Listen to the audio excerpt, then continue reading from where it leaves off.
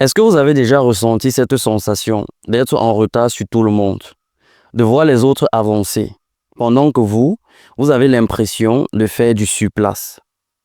Je m'adresse particulièrement à ceux qui sont dans la trentaine et plus, car j'ai eu 30 ans il y a quelques jours, et pour être honnête, j'ai cette impression d'avoir raté ma vie. Je ne cesse de me demander, est-ce que c'est moi le problème? Est-ce que je ne fournis pas assez d'efforts pour m'en sortir dans la vie? Et quand j'en parle autour de moi, la réponse est souvent la même.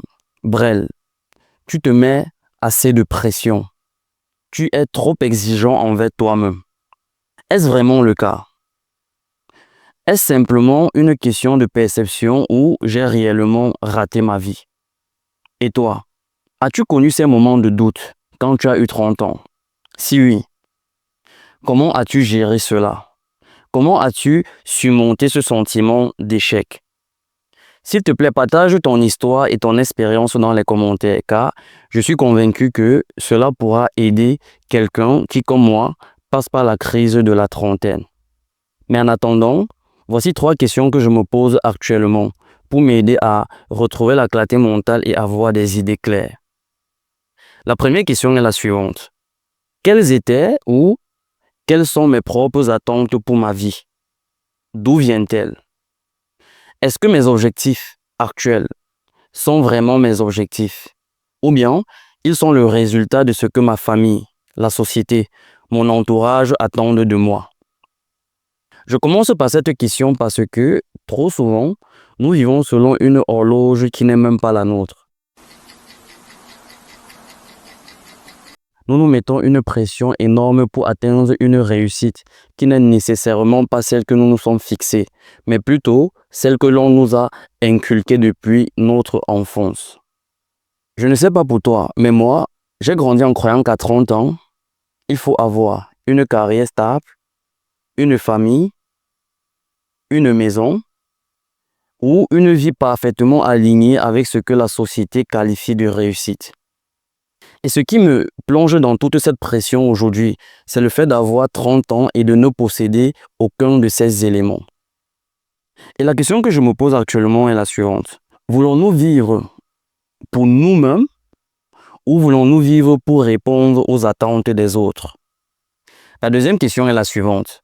Y a-t-il une gêne dans ma vie dont je devrais m'en débarrasser? Je me suis posé cette question simplement parce que, trop souvent, nous voulons ajouter des choses dans notre vie pour aller mieux.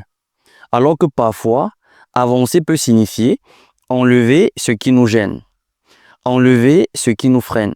Il peut s'agir d'une mauvaise habitude qui nous détruit de l'intérieur, d'une relation toxique qui nous ronge, d'une addiction que nous refusons de voir ou d'accepter, et parfois des peurs qui nous paralysent. Et si au lieu de chercher à vouloir accumuler plus, on apprenait à alléger notre charge? Qu'est-ce qui m'empêche aujourd'hui, à 30 ans, d'être pleinement moi-même? Qu'est-ce qui m'alourdit au point de me faire croire que j'ai raté ma vie? La troisième et dernière question, c'est qu'est-ce qui me donne vraiment envie de me lever tous les matins? Attention, je ne parle pas de découvrir ce que nous devons absolument faire, mais de découvrir ce qui donne un sens à notre vie. Un jour, un ami m'a dit ceci. Brel, apprends à faire ce qui te donne vie. Apprends à faire des activités qui te font plaisir. Et cela va te permettre d'éviter cette pression mentale pour apprécier chaque moment pour ce qu'il est vraiment. Et aujourd'hui, quand j'y pense, je me rends compte que mon ami avait totalement raison, car trop souvent, nous courons après des obligations, sans même nous demander si elles ont du sens pour nous. Alors, qu'est-ce qui t'anime vraiment? Qu'est-ce qui te fait oublier le temps? Peut-être que la réponse à notre crise de la trentaine, ce n'est pas d'accomplir plus ou d'accumuler plus, encore moins d'ajouter plus dans notre vie, mais simplement de découvrir et de faire les choses qui nous donnent vie, des choses qui résonnent profondément en nous. Telles sont les 3 questions que je me suis posées et que je me pose encore et encore pour surmonter ce sentiment d'avoir raté ma vie. Et toi? Je ne sais pas comment tu as géré la situation.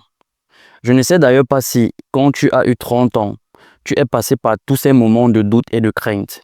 Si oui, n'hésite pas à partager dans les commentaires ton expérience, comment tu as fait afin de pouvoir aider tous ceux qui, comme moi, passent par la crise de la trentaine.